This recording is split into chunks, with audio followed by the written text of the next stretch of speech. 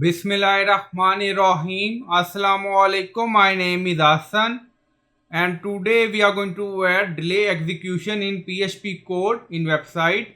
Before starting work, it's my request, please subscribe my channel. Thank you. Now back to our work.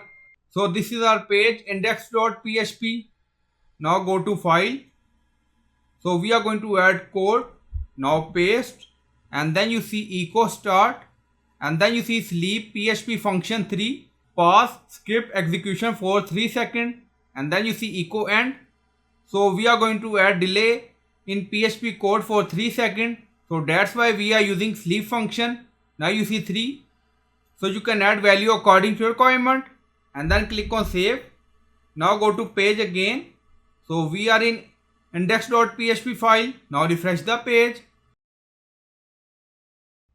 and then you see code is executed after 3 seconds. Again refresh. Now you see, so you can add value in sleep PHP function according to your requirement.